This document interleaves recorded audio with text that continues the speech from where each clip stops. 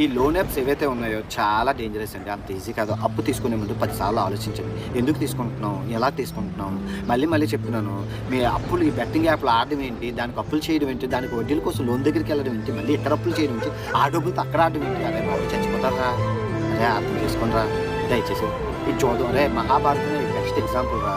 Friendly match అని కౌరవులు పాండవుల్ని పిలిచి ఫ్రెండ్లీ మ్యాచ్ అని చెప్పి, ఈ ఫ్రెండ్లీ మ్యాచ్‌లో మజా లేదని చెప్పి రూపాయి పెట్టుకొని ఇందులోని మజా లేదని చెప్పి మొత్తం రాజ్యాలు పెట్టుకొని ఇందులోని మజా లేదు, ఐశ్వర్యం పెట్టుకొని ఇందులోని మజా లేదని ఆడి పిల్లని పెట్టుకొని వాళ్ళ పిల్లల్ని పెట్టి తాకట్టు పెట్టి మొత్తానికి అడవుల పాలు అయ్యారా. వాళ్ళే మీకు బెస్ట్ ఎగ్జాంపుల్. అర్థమవుతుందా? మహాభారతం. అందుకే ఇతిహాసాలు ఇవి నేర్చుకోవాలంటారు. మనం ఇవే నేర్చుకోం. దిక్కుమాలిన షోలు ఇవి చూస్తాం కాబట్టి మీకు తెలియదు. మహాభారతమే బెస్ట్ ఎగ్జాంపుల్.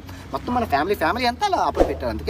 అందుకే అంటాను, సిగరెట్ తాగేవాడు 10 సంవత్సరాల్లో చేస్తారు, మందు తాగేవాడు 10 సంవత్సరాలు వచ్చు, కానీ బెట్టింగ్ ఆడేది ఆన్ ద స్పాట్ చచ్చిపోతారు.